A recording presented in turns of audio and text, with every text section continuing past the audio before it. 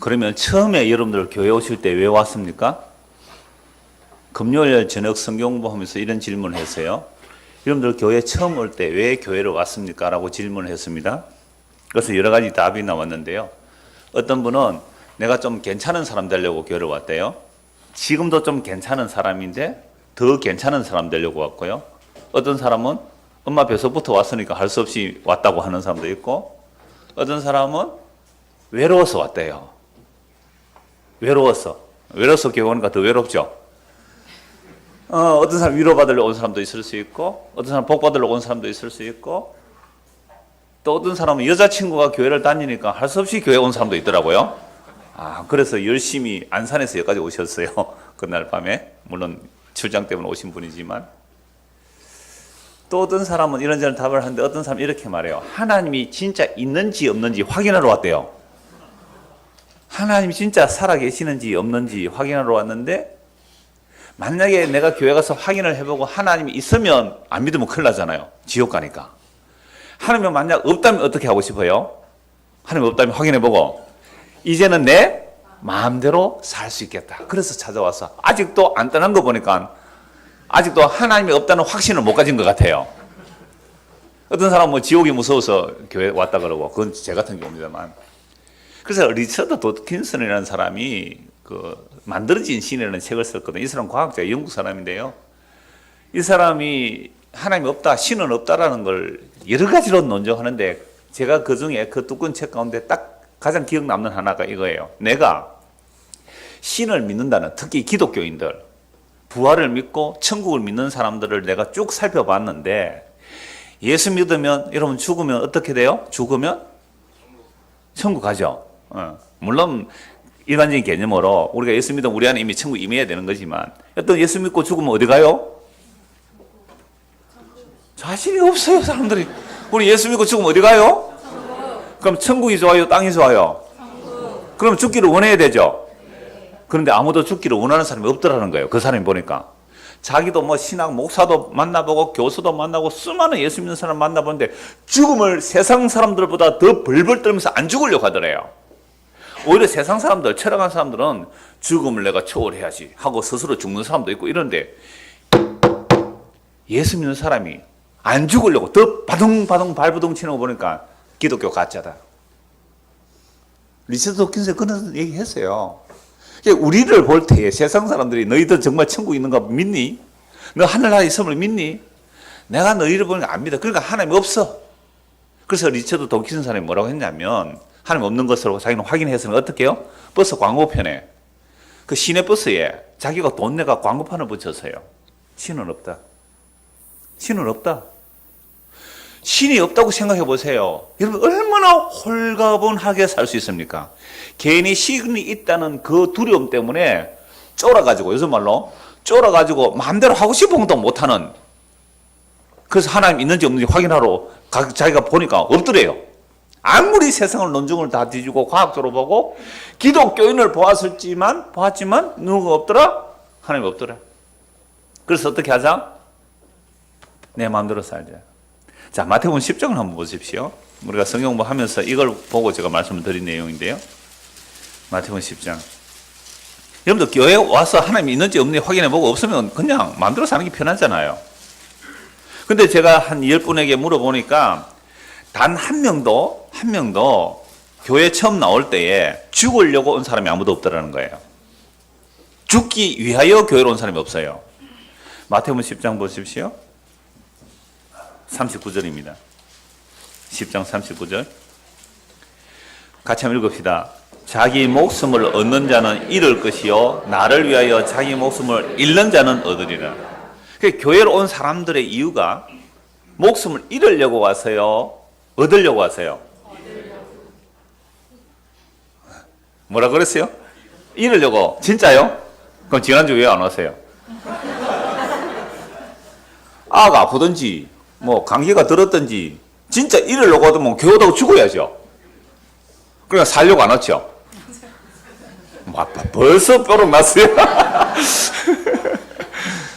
그러니까 우리는 교회를 와도 내가 예수를 믿고 지옥 안 가고 영원한 생명 얻으려고 살려고 왔죠. 그래요. 처음 올 때 다 살려고 왔어요. 나는 예수님과 함께 죽어야지. 그렇게 교회 오신 분 한번 손 들어보세요. 아무도 없잖아요. 꼭대기, 지붕 꼭대기 십자가 달아놓으면 뭐합니까? 십자가는 무슨 표시예요? 그럼 그 십자가 지붕 꼭대기 안으로 들어간다는 것은 나는 뭐하러 들어간다? 죽으려고 가야죠. 죽으려고 가야죠. 그런데 십자가가 부득이 되어버렸어요.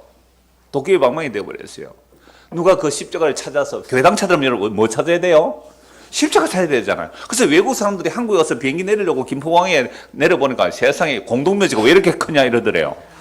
공동묘지가 왜 이렇게 크냐. 그것도 빨간 네온사인이 얼마나 많아요. 그러면 보세요. 십자가가 달렸다는 것은 뭐 표지예요? 죽음의 표지예요. 그럼 우리는 교회당에 찾아올 때 십자가 보고 찾아왔다면 우리는 십자가 없습니다. 뭐 달 데도 없고. 그래서 안 죽구나. 이 옥상에 정탑을 크게 하나 세워야 되겠다. 돈을 좀 많이. 옥상에 이거 우리 이 건물 전체에 우리가 몇백만 원 기부를 하면 돼요. 그냥 옥상은 공용이기 때문에 허가를 받아야 돼요. 운영위원회.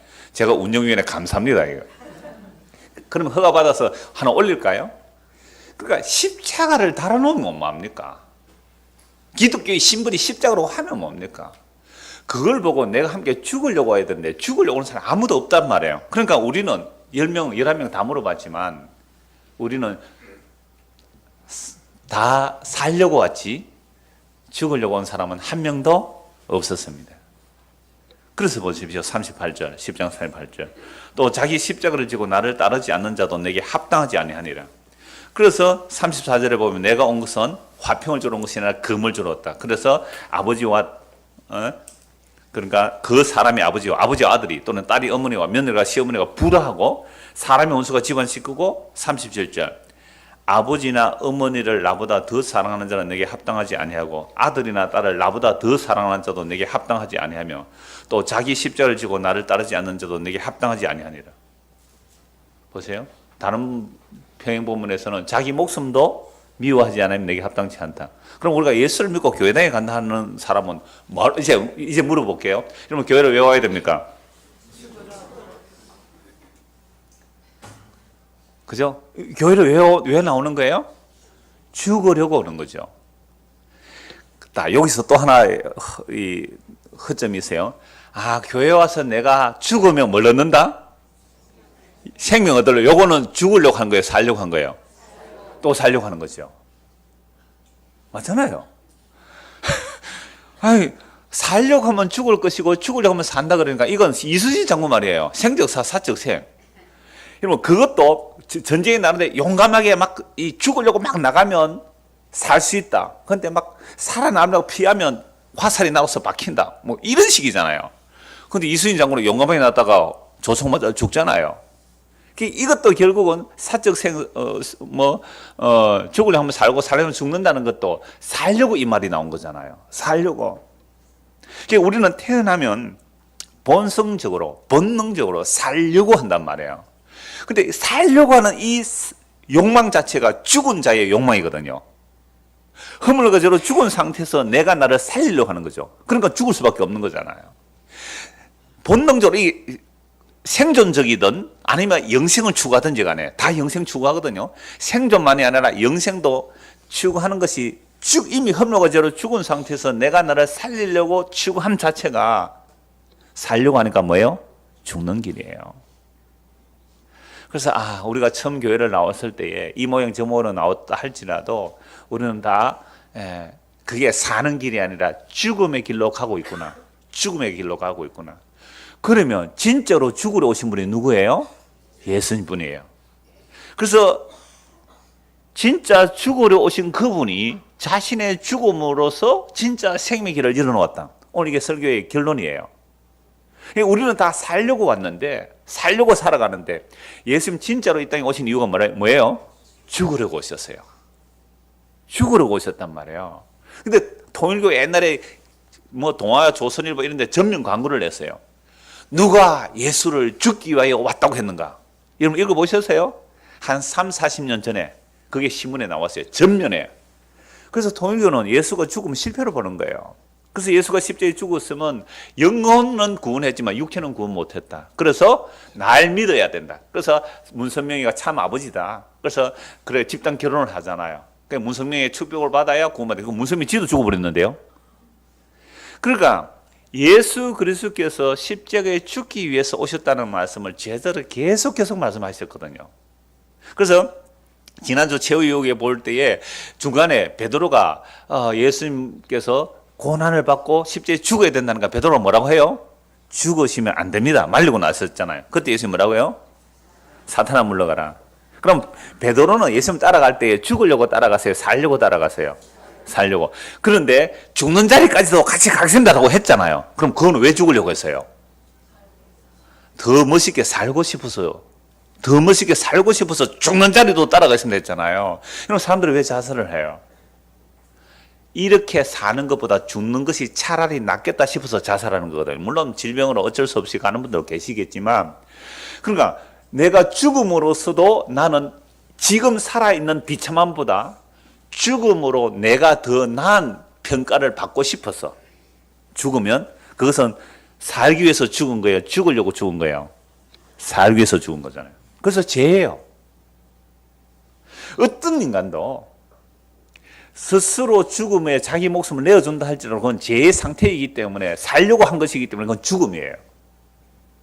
그래서 진짜 죄 없으신 분이 스스로 목숨을 버리스로 가는 그 길만이 우리에게 영원한 생명의 살 길을 주십니다.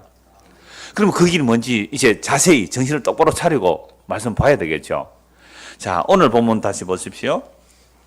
예수님께서 십자가에 여전히 달려있는 상태예요. 지난주와 동일하게 지금도 예수님께서 십자가 나무에 달려서 아직 돌아가시기 직전이에요. 오늘 돌아가시는 거죠.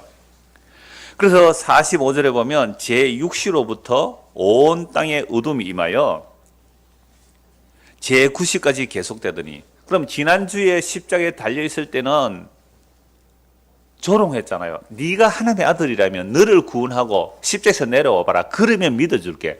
너 자신도 구원 못하는 주제에 뭐 남을 구원한다고 웃기고 있네 하고 조롱했단 말이에요. 이게 제가 최후의 유혹이라고 말씀드렸죠.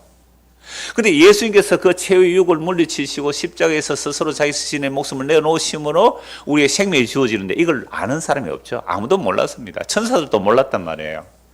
그래서 십자가에 달리는데 마가복음 보면 제6시에 십자가에 달리세요. 제3시에 십자가에 달리세요. 3시는 아침 9시예요. 그러니까 밤새 신문 받고 아침 일찍부터 십자가 처형을 한 거죠. 그리고 예수님 십자가 달리는 전체 시간이 6시간인데요. 그러니까 3시간 동안 온갖 조롱 다 당하는 거죠. 그리고 3시간 동안 일어나는 일이 오늘 본문의 내용이에요. 그래서 45절에 보면 제6시로부터 온 땅에 어둠이 임하여 제9시까지 계속되더니, 그러니까 6시라는 말은 6만 더하면 돼요. 그럼 12시죠. 근데 9시는요 6 더하면 오후 3시예요. 그러니까 정오부터 오후 3시까지 갑자기 뭐가 임합니까? 어둠이 임해. 그래서 십자가에 달린 이 3시간 동안 일어난 일, 3가지를 중심으로 보는데요. 일단 어둠이 캄캄하게 일어났다. 이 말은 뭐가 연상이 됩니까? 여러분, 출애굽기에서 유월절날 유월절날이 일어나기 전에 10가지 재앙이 주어지죠. 마지막 재앙이 일어나기 전에 9번째 재앙이 뭐예요? 캄캄한 어둠이죠. 3일 동안 캄캄한 어둠이 임하는데, 대낮인데 더듬거려야 할 정도의 캄캄한 어둠이 3일 동안 계속되었어요. 근데 어디는 빛이 있었어요? 고센 땅, 이스라엘 백성이 사는 빛이 있었단 말이에요. 그러니까 예수님께서 지금 십자가 10번째가 이제 장자의 죽음이잖아요. 그 장자의 죽음 직전에 캄캄한 어둠이 애고 온 땅을 뒤덮고 있었다. 3일 동안. 그렇다면 지금 예수님께서 십자가를 지시는 자리에서 돌아가시 직전에 뭐가 임했다고요? 3시간 동안 캄캄한 어둠이 임한 거죠. 그런데 출애굽할 때는 고센 땅에는 빛이 있었는데 지금 어디에 캄캄한 어둠이 임하는 거죠? 예루살렘이에요. 시사하는 바가 뭐죠? 세상의 빛은 하나도 없다. 예루살렘에도 어둠이다. 대제사장 성경 바리새인이 있는 율법 지키는 그 성전에도 캄캄한 어둠이 임한 거죠. 전부 어둠이야. 전부 어둠이라. 이게 십자가 지시기 직전에 캄캄한 어둠이 임하는 거죠. 그리고 이 어둠이 임했다는 것은 요한복음에 보면 빛이 어둠의 빛이 돼 어둠이 빛을 깨닫지 못하더라. 빛을 미워하여 사람들은 빛으로 안 오더라. 어둠을 사랑해서 빛으로 안 오더라. 이 요한복음 1장부터 3장의 내용이거든요. 예수님이 빛이 오니까 어둠이 그 빛을 미워하더라. 그럼 이 어둠이 누구였어요? 율법 잘 지키는 사람들, 대제사장들, 서기관들, 바리새인들, 율법에 의로 흠이 없다는 그들이 빛이었다니까요.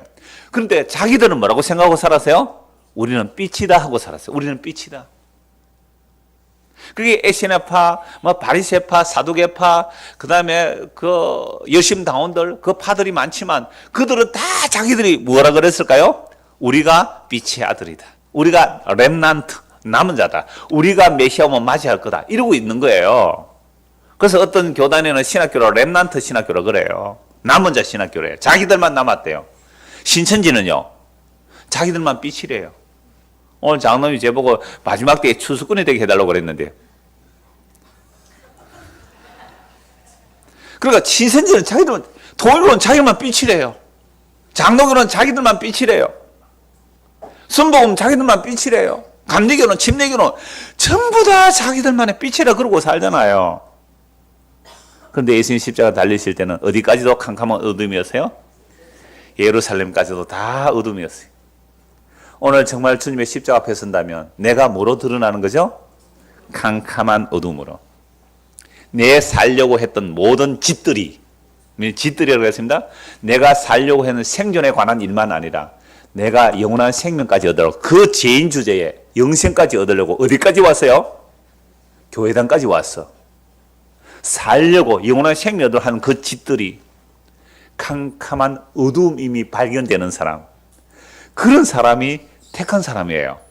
그런 자들은 십자가 앞에서 주여 나는 죽어 마땅한 자이고 저주받아 죽는 그 예수의 죽음이 바로 나의 죽음임을 인식하는 자들, 이들이 지금 빛이 비춰지는 사람들이에요. 그런데 교회 나와서 나 좀 더 괜찮은 사람 되려고요. 그래서 괜찮은 사람 되려고 와서 말씀을 보니까 괜찮은 사람 되기는커녕 나는 완전히 구제불능임을 알아가는 거죠. 이게 예수님이 십자가의 복음이라는 내용이에요. 누가 이걸 환영하고 누가 이걸 받아들이겠어요? 다 잘나고 싶은데, 내 이름이 높아지고 싶은데. 이번 토요일 날 어느 교회에 임직식을 해요. 제보고 교인들을 건면해달래요. 교인들을. 그래서 제가 오늘 아침에 생각한 말씀이 마태복음 20장 28절 말씀이에요. 인자는 섬김을 받으러 온 것이 아니라 섬기러 왔고 많은 사람들의 목숨을 내어주러 왔다고. 그러면 그 섬김을 받는 자들이 이제 교인들이잖아요. 장로 근사를 세우니까 목사 위험은 다음에 할 거고 장로 근사가 이제 섬기려고 할 거예요. 교인들은. 그죠? 그렇다면 교인들은 뭘 해야 돼요? 그들의 섬김을 받아야 되는데, 근데 내보다 나이가 작은 사람이 있어요. 안 그렇게 했어요? 내보다 학력이 낮은 사람이 있을 수 있잖아요. 장로 근사 중에. 그들이 나를 섬기려 할 때 기분 나쁘겠어요? 좋겠어요?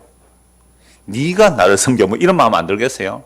그런데 예수님께서 우리를 섬기러 왔는데 나는 어떤 섬김을 받고 싶어요? 나는 부자가 되고 싶어요. 근데 예수님 뭐라고 말씀하세요? 돈을 사랑함이 일만하게 뿌리다. 이렇게 섬겨주시는 거예요, 우리를. 나는 내 이름이 높아지고 싶은데 교만은 멸망의 성공이다, 이렇게 말하잖아요. 이런 성김이 좋아요, 싫어요? 너무너무 이런 성김이 싫은 거예요. 진짜 주께서 우리를 그렇게 섬겨주셔야 우리가 영원 생명을 얻는데 나는 그런 성김이 싫어요 하고 예수를 배척해버린 거죠. 그러니까 우리는 교회 나와서 열심히 한다고 해도 죽기 위해서 나온 게 아니고 뭐하러 왔어요? 살기 위해서. 세상에서도 복받고 다른 사람들보다 더 잘 살기 위해서, 죽어서도 하늘나라 가서 더 높은 자리 차지하기 위해서 왔다면 이건 살러 가는 게 아니라 지금 뭐하러 가는 거예요? 지금 죽으러 가는 길이에요. 죽으러 가는 길에 그게 맞잖아요. 살려고 하면 죽을 것이고 나를 위해서 목숨을 버리면 살 거라 그랬는데, 예수를 위해서 목숨을 버리는 사람들도 왜 목숨 버리려고 했어요? 베드로가 제자들이 높아지려고, 하나님 나라에서 높아지려고 예수님 위해서 목숨까지 버린다고 했는데 그들도 결국 십자가 앞에서는 다 저주 맹세하면서 도망갔어요. 그렇다면 우리 스스로 자기 목숨을 버리고 생명의 길을 갈 자가 있습니까? 없습니까? 없습니다. 순교해도 안 됩니다. 그래서 어떤 사람 자살해도 안 된다 그랬잖아요. 자기 목숨 버린다. 순교해도 안 돼. 왜? 야, 순교해 보세요. 내 이름이 높아지겠어요? 낮아지겠어요? 대대의 기념관을 세울 겁니다. 이야, 이장호 목사 순교했다고, 복음 전하다 순교했다고 기념을 높일 거예요. 그럼 결국은 순교해도 결국 물론 하나님의 이렇게 말하면 또 공격할 사람이 하도 많아가지고 잘난 사람들이 많아서 그래요. 정말 하나님의 은혜가 헛되지 않아요. 그 은혜가 밀어서 순교가 되었다면 다른 사람들은 그 사람을 높일지라도 자기는 뭐라고 할까요? 나의 나된 것은 하나님의 은혜였습니다. 이건 내가 한 것이 결코 아닙니다. 나는 순교할 마음조차도 없었던 사람입니다. 라고 고백하고 자기 부인이 나와야 되는 거잖아요. 그런 사람들이 순교 기념관 만들어 놓고 추앙하면 뭐라 그럴까요? 확 불질러 버리고 싶지 않겠어요, 그거? 그럼 오늘 우리가 예수를 믿고 따라간다는 것이 내 살기 위해서 간다는 거, 이거 전부 죽음의 길로 가는 거예요. 그래서 스스로 죽음의 길로 간 분은 예수님 뿐이라는 거죠. 자, 그래서 45절 다시 보십시오. 제60으로부터 온 땅에 어둠이 임하여 제9시까지 계속되더니 제9시점에 예수께서 크게 소리질러 이르시되 엘리 엘리 라마 사박다니 하시니 이는 곧 나의 하나님 어찌하여 나를 버리셨나이까 하는 뜻이라. 이 말씀을 가지고 아니 예수님 죽기 위해서 오셨다면서요. 그런데 왜 십자에서 하나님 나를 버리십니까? 이렇게 요 말 왜 해요? 이렇게 말하잖아요. 시편 20편 1절의 말씀을 응하게 하기 위해서 성취하기 위해서 이 말씀 하신 거예요. 다윗이 성령의 감동으로 이미 그리스도의 고난을 예언했어요. 나의 하나님 어찌하여 나를 버리시나이까. 시편 21편 1절에 있는 이 말씀이 그리스도께서 지금 성취하셔야 되는 거예요. 진짜 죄 없는 분이 버림을 받음으로 죄 있는 자에게로 버림받아서 그를 짊어지고 연합하여 그리스도께서 살려내시는 이 일을 이루시기 위해서 버림받는 거예요. 이 부르짖으면 예수님이 자기 죽음을 이해 못한 게 아니라 시편 22편 1절의 말씀 뭐 하러 오신 거예요? 응하게 하려고. 내가 목마르다. 가상칠은 나오잖아요. 내가 목마르다 한 말도 뭐예요? 말씀을 응하게 하려고. 예수님이 오셔서 하신 일은 하나님의 그 약속을 이루기 위해서 오신 거예요. 자기 죽음을 이해 못해서 왜 날 버립니까 하고 돌아가신 게 아니란 말이에요. 시편 22편 말씀 1000년 전에 다윗이 그리스도의 영에 의하여 예언한 그 말씀을 이루기 위해서 이 말씀을 하시는 거예요. 그래서 예수님은 하나님의 모든 약속을 뭐 하러 오신 거예요? 이루기 위하여. 예수님은 자기 의지가 없어요. 자기 뜻이 없어요. 오직 아버지의 뜻을 이루기 위해서 오셨단 말이에요. 그런데 우리는 우리의 뜻이 가득하잖아요. 아버지의 영원한 뜻을 아들이 이루기 위해서 십자가에서 지금 엘리 라마 사박다니 하면서 돌아가시는 거예요. 그러자 거기 있었던 자 중 어떤 이들이 듣고 이르되 이 사람이 엘리야를 부른다. 엘리라고 하니까 이런 유대인들 정도면 알아들어요. 엘리 라마 사박다니. 그런데 조롱하는 거예요 지금. 아, 엘리야를 부른다. 왜 엘리야를 부른다고 하느냐 하면 유대인들은 엘리야가 죽지 않고 구름 타고 하늘로 올라갔잖아요. 그러니까 엘리야가 어떤 구원의 능력을 베푸는 걸로 알고 있어요. 유대인 민간 신앙으로. 그래서 엘리야가 구원하러 오는가 보다. 가만히 두어라. 이렇게 말하고 있는 거죠. 엘리야 부른다 하니까 그 중에 한 사람이 로마 군병 중에 한 사람이겠죠. 곧 달려가서 해면을 가져다가 신 포도주를 적시어 갈대에게 마시게 하거나. 이게 두 가지 해석이 있는데 더 고통을 가한다는 것도 있고 또 한편으로는 정말 그 고통 가운데 부러지니까 목이도 약간 축이라 하고 포도주에 해면에 포도를 찍어서 그냥 마시게 하는 거죠. 자, 요렇게 하는 것을 말리는 자들이요. 이렇게 말하는 거죠. 49절. 그 남은 사람들이 이르되 가만두라. 엘리야가 와서 그를 구원하나 보자 하더라. 끝까지 조롱하죠. 엘리야 와서 구원해줘 한번 보자 하더라. 50절 같이 한번 읽읍시다. 예수께서 다시 크게 소리 지르시고 영혼이 떠나가시니라. 그럼 예수께서 크게 소리 지르시고 영혼이 떠나가셨다라는 말씀 제가 종종 말씀을 드렸어요. 이 크게 소리 지른 말씀은 무슨 말씀일까요? 나오지는 않으니까. 무슨 내용일까요? 여러분 그 사복음서에서 가상칠언 십자가에서 7가지 말씀을 하셨다는 것이 7가지 간단히 살펴볼게요. 첫째는 이렇게 돼요. 시간 순서로 이렇게 보면 예수님께서 십자가에 못 박는 자들을 향해 뭐라고 합니까? 주여 저들을 사하소서 저들이 하는 짓을 알지 못합니다. 그러니까 십자가에 달리면서 십자가에 못 박히면서 못 박는 자들아 해서 용서해 달라고 예수님 기도하세요. 주여 저들이 행하는 짓을 알지 못하나이다. 여러분 우리가 행하는 일을 알아요 몰라요? 몰라요. 우리는 아까 처음 제가 설거지 할 때 그랬죠. 우리는 살기 위해서 어디까지 왔어요? 교회까지 왔는데 살기 위해서 교회 열심히 한 그 일이 우리를 살리는 길이에요? 죽이는 길이었어요? 죽는 길인데 그게. 죽는 길인데 죽는 길도 모르고 그 길로 달려가고 있었단 말이에요. 그래서 주님께서 우리를 보고 뭘 기도해 주시겠어요? 주여 저 주일 성수한다고 모여있는 저 멀리서 오 있는 저 사람이 자기가 하는 짓을 지금 알지 못합니다.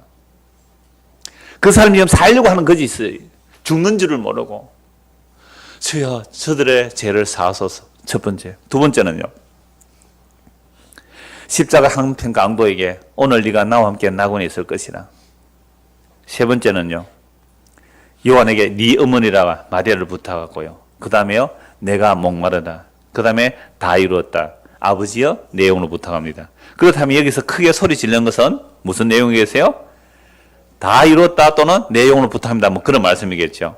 이게 다른 복음서에서는 다 이루었다는 거죠. 요한복음 19장 30절에는 크게 소리 지르는 것이 다 이루었다 하니 나무에 달려 저주받아 죽는 주제에 다 이루었다. 조롱거리죠 이것도. 자기도 구원 못 받고 십자에서 내려오지도 못하고 죽어가는 주제에 뭐라고 말씀하셨어요? 다 이뤘다. 이게 십자가의 신비예요. 그 저주받아 죽어 무력하게 죽은 예수님의 십자가에서 다 이뤘다는 이 사실을 알지 못한다면 우리는 예수님을 모르는 거예요. 십자가를 모르는 거예요. 그럼 도대체 십자가에서 다 이루었다 하시고 죽으신 그 다 이루신 뭐냐는 거죠. 요한복음 19장 30절로 보면 다 이루었다 하시고 그 영을 넘겨주셨다 이렇게 되어 있어요.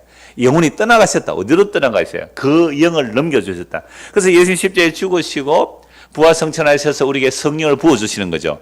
그 성령이 임하게 되면 비로소 예수님의 십자가의 죽음이 우리의 새로운 생명의 길이 됨을 알고 믿을 수 있는 겁니다. 그 외에는 다른 길이 없어요.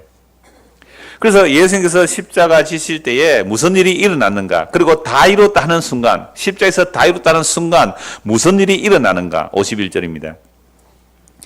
이에 성소 휘장이 위로부터 아래까지 찢어 둘이 되고 땅이 진동하며 바위가 터지고 무덤들이 열리며 자던 성도의 몸이 많이 일어나되 예수의 부활 후에 그들이 무덤에서 나와서 거룩한 성에 들어가 많은 사람들에게 보이니라.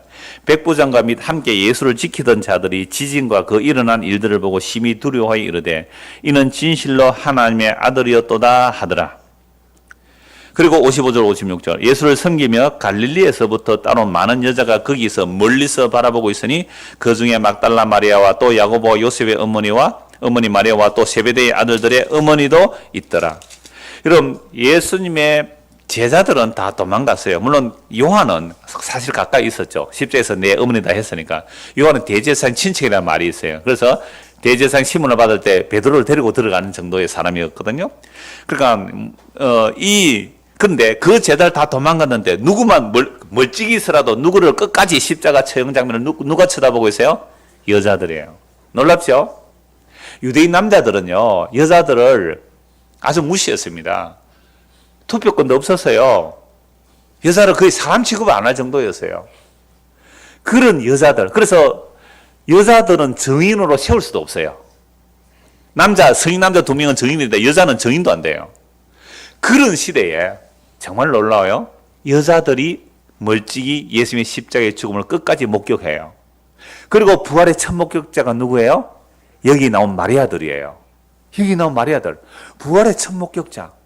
그러니까 여자들이 베드로에게 와서 예수님이 살아나셨다라는 얘기를 하니까 베드로가 뭐라고 해요? 허탄한 말로 여기더라. 여자가 헛걸 받겠지. 너무 사모하다 보니까 허탄한 말. 그 증언으로 채택이 안 돼요. 근데 부활의 첫 목격자로 누구를 세우세요? 여자. 그럼 여자들이 증언한 내용을 믿는다는 것은 유대 남자들이 자존심 상하는 일이고 증언으로 취급도 못하는 일을 믿었다는 것은 이건 누구 능력이에요? 십자가에서 다 이루신 능력이에요. 이게 우리는 지금 이해가 잘 안 되는 내용이지만 2000년 전에 여자가 증언한 내용을 믿었다? 빈시 쪼답니다. 그거는 남자가. 바보예요 그게. 그래서 십자가에 돌아가는 것은 항상 미련하고 어리석은 모습이에요.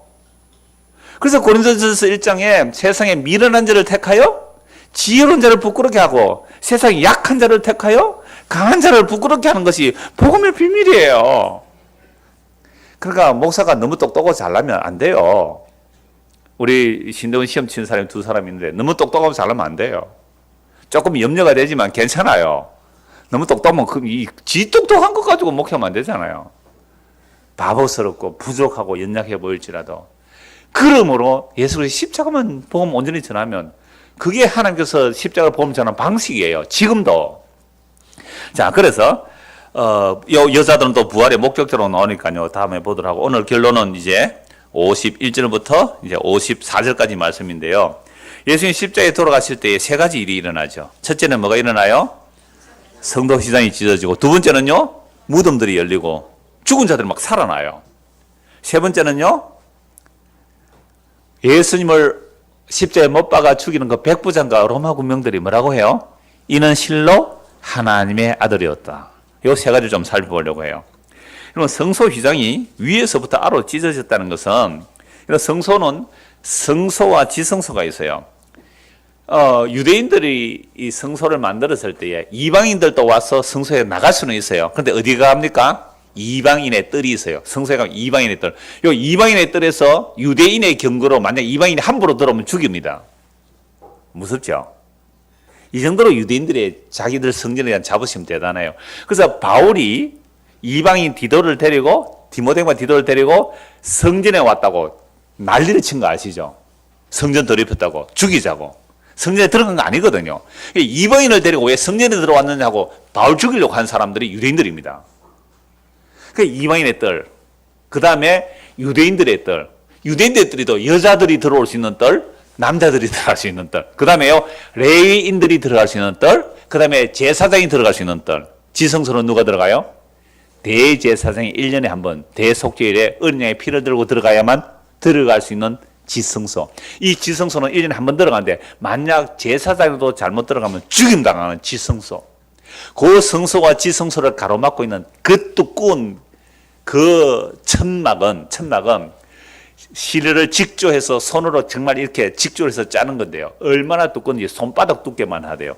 이 직조된 두께가 이 손바닥 두께만큼만. 그러니까 이거 뭐 제사장이 수백 명이 들어 올려야 되는 그런 무게래요. 근데 이 휘장이 밑에서 찢은 것도 아니고 위에서 찢어서 아래로 두 쪽에 나버린 거죠. 예수님 십자에서 다 이뤘다는 순간 그 성소와 지성소의 휘장이 찢어져 버렸어요. 이게 무슨 이야기죠? 성소와 지성소 사이의 휘장이 찢어졌다는 것은 예수님의 죽으심으로 인하여 진짜 지극히 거룩한 곳으로 나아갈 수 있는 뭐가 열린 거예요? 길이 열린 거죠. 이건 에덴 동산을 생각해 보십시오. 아담이 타락했어요. 선악과를 따먹었습니다. 선악과를 따먹고 나면 정령 죽으리라. 그래서 에덴 동산에서 아담과 하와를 추방하는 이유가, 왜 추방하는 거예요? 선악과를 따먹은 채로 뭘 받으면? 생명나무 열매를 먹으면 안 되게, 그건 저주거든요.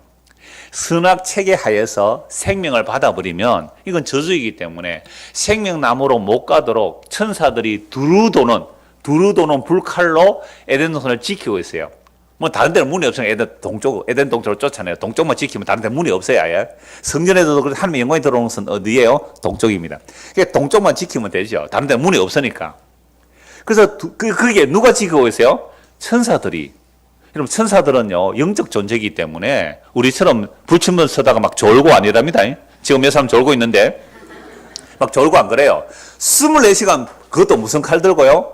불칼을 들고. 창세기 3장 22절 24절 읽어드릴게요. 여호와 하나님이 이르시되 보라, 이 사람이 선악을 아는 일에 우리 중 하나같이 되었으니 그가 그의 손을 들어 생명나무 열매도 따먹고 영생할까 하노라 하시고, 여호와 하나님이 에덴 동산에서 그를 내보내어 그의 근원이 된 땅을 갈게 하시니라. 이같이 하나님이 그 사람을 쫓아내시고 에덴 동산 동쪽에 그룹들과 두루 도는 불칼을 두어 생명나무의 길을 지키게 하시니라. 그룹들이라는 것은 천사를 상징해요. 그룹들이 두루도는 그 화염금을 가지고 불칼을 들고 서 있는 거죠. 어떤 인간도 스스로 생명나무로 나아갈 수 없도록 조치를 하신 거예요. 그러니까 인간이 노력해서 생명나무로 나아가면 어떻게 돼요? 다 죽어요. 천사들에게 죽어요. 못 나갑니다. 쫓아냈단 말이에요. 그러니까 선악과 따먹은 채로 생명나무 먹으면 안 되는 거예요. 그래서 생명나무 가지 못하도록 막아두고 버렸습니다. 근데 그 천사들 이름을 뭐라 그래요? 그룹. 뭐 대기업 그룹 얘기 아닙니다. 그룹. 근데 성소 휘장에 무엇을 새기는지 아세요? 그룹을 새겨요. 천사의 날개 같은 모양을 그룹을 새겨. 그러니까 직조한 그 휘장이 그룹이 새겨지는 거죠. 아, 그러면 에덴 동산하고 십자가 돌아가시는 상문화 같지요? 그러니까 에덴 동산에서 추방된 자가 생명으로 못 가는데 예수님 십자가에 죽으심으로 그 그룹에 지키는 그 불칼, 그 그룹 천사들이 벽들이 뭐요? 무너진 거예요. 이제 무슨 길이 열린 거예요? 생명의 길이 열린 거예요. 성경은 이미 창세기에서 다 십자가로 인한 하나님의 자기 백성의 구원을 이야기하는데 그걸 계시적으로 숨겨 놓아서 발전시켜서 그리스도가 딱 드러났을 때 이걸 확 풀어주는 거예요. 그래서 히브리서 10장을 한번 찾아봅시다. 히브리서 10장 19절.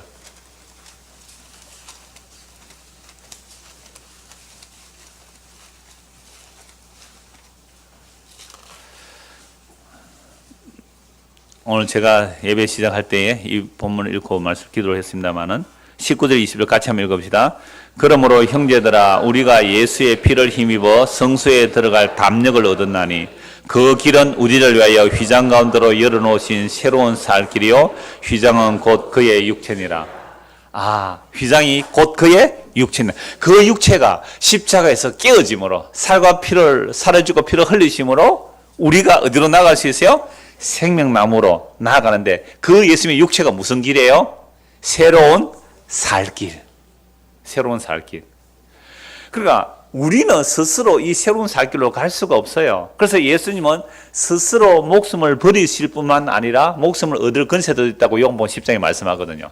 그러니까 우리는 스스로 목숨 버릴 자격이 없는 자들이에요. 예수님만이 스스로 목숨을 버리고 스스로 목숨을 얻는 거예요.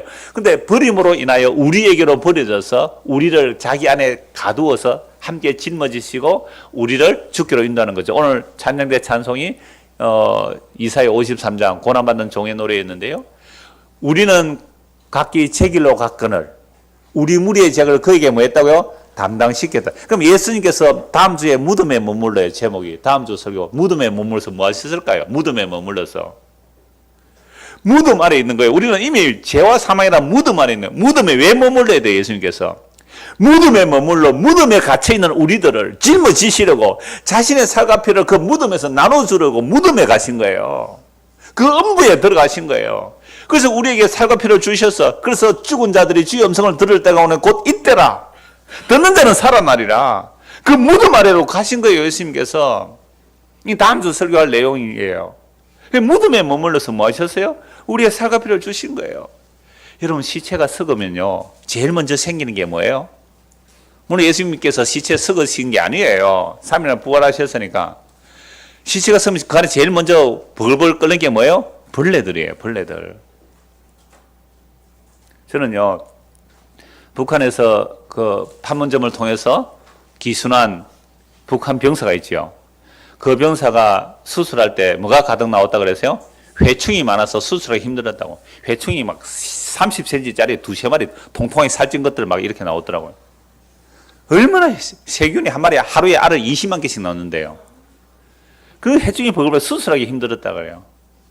그게 원래 그 똥으로 옛날에 다 그림을 했거든요.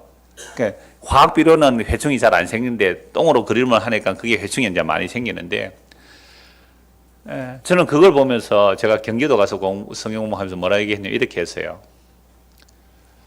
그 회충이 북한을 뭐 자유가 없다. 우리는 자유 있다 생각합시다. 그러면 그 북한에서 남한으로 올 때 그 회충이 나는 남한으로 넘어가야 이런 생각 했을까요?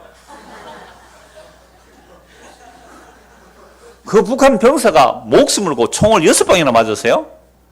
목숨을 걸고 북한에서 남한으로 왔단 말이에요. 남한이 절대 이거는 저 천국 아닙니다. 그러니까 하여튼 북한이 지옥이라고 하고 남한의 천국을 합시다. 그러면 그 병사가 북한에서 남한으로 넘어올 때에 그 해충은 뭐만 하고 있었어요? 그 병사의 살과 피를 빨아먹고만 있었죠. 그런데 와서 보니까 어디 왔어요? 남한에 왔죠. 그럼 물론 남한에서 뽑혀가 다 죽습니다만은.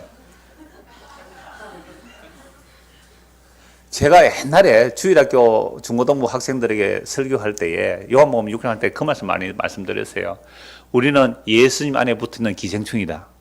해충, 요충, 십이지장충이다. 그래서 그 예수님의 살과 피를 먹고 있었는데 예수님이 천국으로 가니까 우리도 어디로 가더라? 천국으로 가다. 이보다 더 좋은 해석을 제가 아직 못 봤어요. 내 살을 먹지 않고 내 피를 마시지 않는 자는 너에게 생명이 없다. 지난주 성찬식 했잖아요. 예수의 살과 예수의 피를 먹고 마시지 않는 너는 생명이 없다. 너는 나하고 상관없다. 그러니까 우리는 죽을 때까지 뭐 해야 돼요? 기생충입니다. 예수님에게만 붙어서 그 살과 피를 먹고 마실 때 주께서는 그들을 기뻐하신다니까요. 너는 네 힘으로 사는 게 아니라 내 아들의 살과 피로 살거나 너 천국 들어와. 세상 이랬더니요. 자꾸만 김현철 씨 오늘까지만 하고 안 할게요. 경기도 지난주 김현철 씨가 저를 경기도에서 터미널까지 픽업해 주면서 목사님 오늘 공부하면서 제일 인상 깊었던 내용이 그겁니다. 회충 이야기. 우리요 천국 갈 생각 없었어요. 그런데 예수의 살과 피를 먹고 마시고 있으니까 예수님이 천국 가니까 우리가 천국에 가는 거잖아요. 연애에 대한 사람은 3명밖에 안 되겠습니다. 두 번째, 지진이 일어나면서 무덤이 열리죠. 예. 그러니까 지진으로 성소시 정도 찢었다고 볼 수 있죠. 그리고 땅이 진동하고 바위가 터지고 무덤이 열리면 자전성도의 몸이 일어났다. 아니, 예수님 돌아가시면 다 이러는데 그 무덤이 열렸다. 이것은 시간차가 문제가 될 수 있지만 53절에 보면 예수의 부활 후에 이 십자가에 다 이룬 시간 없다고 봐도 돼요. 다 있다는 순간. 그러니까 사실은 만 이틀이 안 돼요. 십자가에 돌아가신 그 무덤에 있는 것은 오후에 묻히고 이제 새벽에 일어나니까. 그러니까 십자가에 다 이뤘다는 것은 시간 없애버리면 돼요. 그러면 이때 지진도 일어나고 무덤문도 열렸지만 예수께서 부활하실 때 그때도 지진이 일어나거든요. 무덤이 열린단 말이에요. 그래서 부활 후에 예수의 부활 후에 예수님이 다 이루신 사건으로 무덤에서 나와서 누구죠? 죽은 자들이잖아요. 죽은 자들 무덤에서 나와서 거룩한 성에 들어가서 만나서 보였다. 이게 무슨 얘기예요? 예수님이 십자가에 돌아가시고 다 이루었는데 무덤에서 사람이 살아났대. 우리나라 무덤은 이해를 못하죠. 우리는 관에 넣어가지고 나올까 싶어서 나무 못 박아가지고 땅에 넣어가지고 밟고 또 밟고 그다음에 봉문까지 세워가지고 절대 못 나오도록 꽁꽁 눌러놨잖아요. 그런데 유대인들은요. 돌문에 돌문. 그 시신을 돌로 바위를 파고 거기에 시신을 놓고 그냥 살이 썩도록 자연스럽게 놓아놔요. 그러니까 배만 사고 올려놓는 것이죠. 배만 사고. 그러니까 죽은 지 오래 안 된 사람은 아직 그대로 있을 거 아니에요. 그러니까 그리스도 안에 약속을 받은 저는 남은 자라고 보여. 그들 몇 사람이 살아난 거죠. 그게 있을 수 있는 이야기입니까? 이렇게 하는 눈치 같아 지금 보니까. 예수님께서 창조주세요. 그거 못 하시겠어요? 그런데 이 사건이 구약에 나와요. 여러분, 열왕기하 제가 읽어드릴게요. 열왕기하 13장 20절 21절. 엘리사가 죽으니 그를 장사하였고 해가 바뀌어 모압 도적대들이 그 땅에 온지라. 마침 사람을 장사하는 자들이 그 도적대를 보고 그의 시체를 엘리사의 묘실에 들어 던지매 시체가 엘리사의 뼈에 닿자 곧 회창에 일어나더라. 이게 엘리사 시대예요. 북이스라엘입니다. 사람이 죽어서 이제 장사로 가요. 무덤에 이렇게 열린 무덤에 굴을 파놓고 거기에 이제 장사로 가야 되니까 시체를 들고 가다가 모압 도적대가 오는 거예요. 놀래가지고 시체를 어떻게 해요? 던져버리는데 마침 그때 엘리사 무덤이 돌이 좀 이렇게 무너졌던지, 그죠? 열려있는 무덤이었겠죠. 그래서 그 동굴에 그냥 갖다 확 던져버렸죠. 시체를. 왜? 지 살려고. 그러니까 이 시체가 누구 뼈에 부닥쳤어요? 엘리사 뼈에 부닥쳐서 시체가 벌떡 살아나서요. 여러분, 이거 믿습니까? 문자대로 믿어요? 봐라, 문자대로 믿어야 아무도 안 해요. 문자대로 일어난 건 맞잖아요. 거짓말로 이거 했을까요? 단지 우리에게 비유의 설명일까요? 아니에요. 진짜 살아난 거잖아요. 이 사건을 제가 이 열왕기 할 때 말씀드렸잖아요. 하나 그리스도의 영이 임한 자가 엘리사거든요. 그리스도의 영이 임한 엘리사가 죽어도 그 그리스도의 영이 임하여 약속한 그 엘리사의 그 약속의 능력은 죽어도 상관없이 유효하다. 그래서 죽은 자가 살아난다. 이 말씀을 보여주는데 오늘 말씀과 연결하면요. 예수 십자가에 죽는 순간이에요. 그죠? 죽는 순간에 죽은 자가 뭐예요? 살아났다. 오늘 이 시대에는 십자가 이후로 오늘 이 시대는 진짜 죽은 자가 살아나도 예수 믿어요, 안 믿어요? 안 믿어요. 그런 기적 바라지 마세요. 그런 기적 아니라 이 기록된 복음의 말씀을 통하여 예수님 십자가에 죽으시고 부활하심으로 우리가 죽고 살아납니다 라는 이 말씀의 선포에 아멘이 되신다면 여러분들은 죽고 부활한 거예요. 이 이야기예요. 그래서 함께 죽고 살아났다는 게 딴 게 아니에요. 예수님 십자가에 죽으시고 부활하셨다는 얘기는 우리의 죄에 대해서 그리스도께서 죽으시고 우리를 의롭다고 해서 살아나신 거예요. 예수를 믿는다는 말은 죄에 대해서 죽고 의에 대해서 살아난 자들이에요. 그러니까 물론 이 땅에 발디고 사는 죄의 땅에서 살고 있지만 그러나 우리가 영원한 생명을 얻은 자로서 살아가는 이게 예수 믿는 삶이거든요. 이게 엘리사의 죽음에서 예수 십자가의 죽으심에 죽은 자들이 살아난 이야기가 이 이야기죠. 세 번째, 백부장이에요. 여러분 십자가 체험 한두 번 해봤겠어요? 이 백부장이 로마의 군병들이 한두 번 십자가 체험을 시켜본 수십 명 수백 명을 시켜본 사람인데 예수님의 가상치론을 가장 가까이서 들은 사람이 백부장이에요. 로마의 군병들이에요. 자기를 못 봤는데 그들을 향해 저주한 게 아니잖아요. 이놈들아 폼 안 질렀잖아요. 강도들이 못 박힐 때 그냥 조용히 못 박혔겠어요?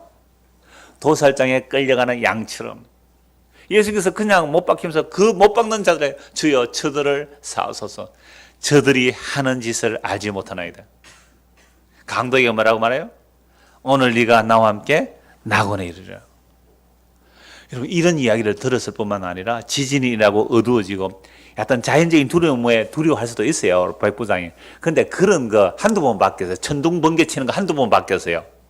로마의 백부장 정도면 저 얼마나 많은 전투에 나서 사람을 죽이고 갑자기 하늘이 어두워지고 캄캄하고 천둥 번개 내서 여름에 갑자기 캄캄해지고 한두 번 경험했을까요? 그것 때문에 두려웠을까요?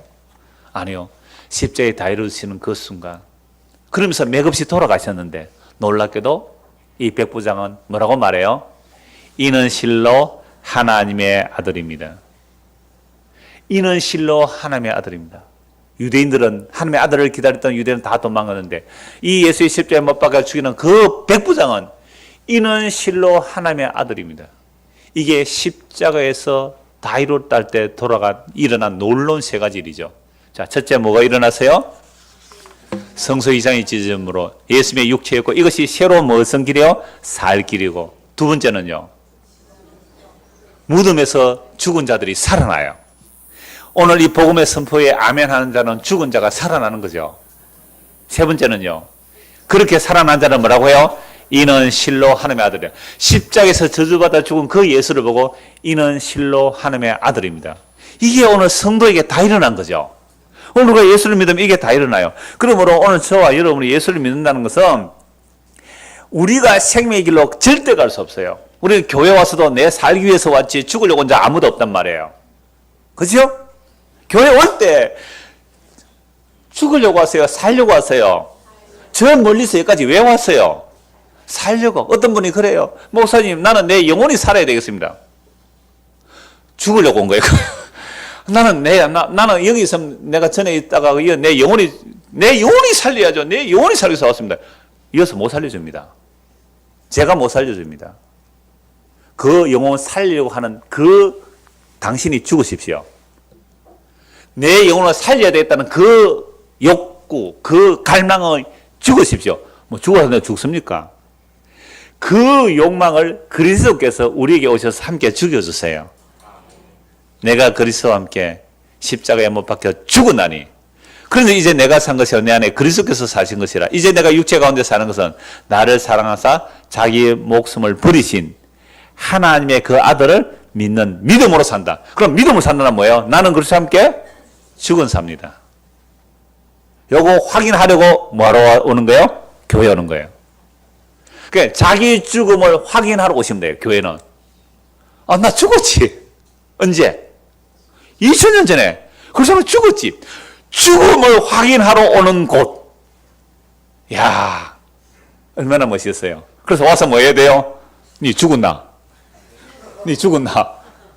아니야, 덜 죽었네. 에이, 그런데 톡톡, 야, 나 죽었어, 이미. 막 죽었어. 버드득 되지 마. 이미 죽었어. 이 말 하는 거. 그래서 제가 김하전 얘기를 많이 해요, 김하전. 청군 백군 막 김하전 할 때 모자 빼앗고 하고 막 이런데 저쪽에서 막 백군이 일단 졌어요. 청군이 이겼단 말이에요. 근데 이쪽에서는 뭐 하고 있어요? 천국 백군 막 싸우고 있거든요. 그때 가서 뭐라고 해요? 우리 백군이 이겨야 돼, 백군이 이겨야 돼, 막 싸우고 있는 사람에게 툭툭 치는, 어이, 너 백군 대장 졌어. 그럼 어떻게 해야 돼요? 에이씨 하면서 손에 힘 풀려가지고 다 풀어버려요. 그죠? 이게 복음 선포예요. 예수님이 이겨서요. 예수님이 이기셨다니까. 예수님이 십자가로 승리하셨어요. 그 말 들으면 뭐예요? 그래요. 이 말은 다른 말로 너 죽었어. 너 죽었어. 그럼 교회는요, 이거 확인하러 오는 곳이에요. 얼마나 자유해요.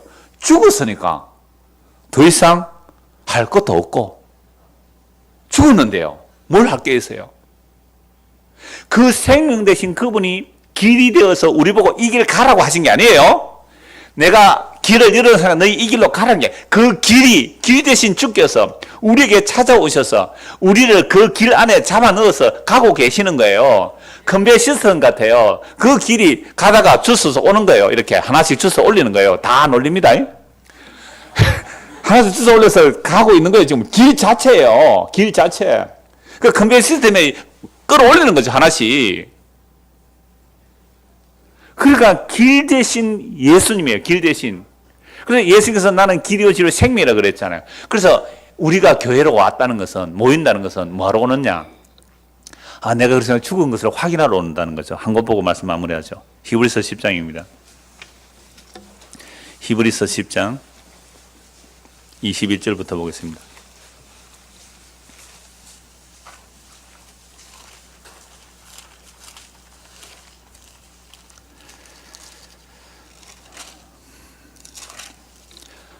(21절부터) 보죠.